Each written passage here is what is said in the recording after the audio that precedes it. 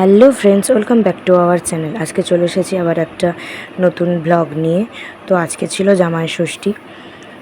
তো এই হচ্ছে আমাদের জামাই ষষ্ঠীর আয়োজন, যদিও আমার মায়ের এখনও জামাই হয়নি, তাই জামাইকে ষষ্ঠী করার মতো আয়োজন নয়। এটা হচ্ছে আমাদের বাড়ির নিয়ম আছে যে মেয়েদেরও ষষ্ঠী হয়, তো সেটারই একটা ছোট্ট আয়োজন। মা সকাল সকাল মন্দিরে গিয়ে পুজো দিয়ে এসেছে। তো পুজো দিয়ে এসে এই যে আমাদের ষষ্ঠীর ষাট পাখার বাতাস এসব করছে। তারপরে এই যে 6 রকমের ফলের ডালা সাজিয়ে নিয়ে মিষ্টি এসব খাইয়ে দিয়ে যেটা হয় আর কি করছে। তো এটা খুব ভালো লাগে।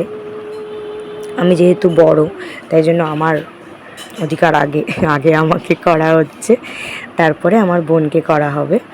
তারপরে এই যে সুতো বেঁধে দেয়, যেরকম করে আর কি। তো মায়ের তো এখন জামাই হয়নি, তো এই কাজটা মায়ের এখন অধুরা আছে, মায়ের ইচ্ছেটা অপূর্ণ আছে।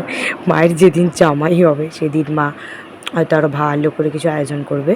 তো এটা হচ্ছে আমাদের জন্য ষষ্ঠী।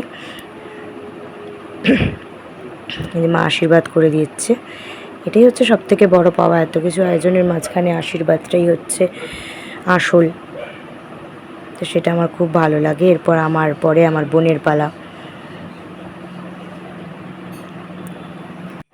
ওর তো বিয়ে হতে অনেক দেরি, তাই ওর জামাইও আসতে অনেক দেরি। তো এখন মা তাই ওকে মেয়ে হিসেবেই ষষ্ঠী করছে। যেদিন ওর জামাই আসবে সেদিন জামাইয়ের সাথে ওর আবার ষষ্ঠী হবে। তো প্রতি বছর এটাই আমাদের হয়, এটা নিয়ম আছে। ও মিষ্টি খাবে না বলেছিল, কারণ ওর মিষ্টি খেলে গা গুলোয়, তাই জন্য ফল খাবে বলেছিল।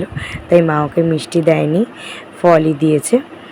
তো এই ছিল আজকের একটা ছোট্ট ভিডিও। যদি তোমাদের ভালো লেগে থাকে তাহলে অবশ্যই আমাদের চ্যানেলকে সাবস্ক্রাইব করে দিও।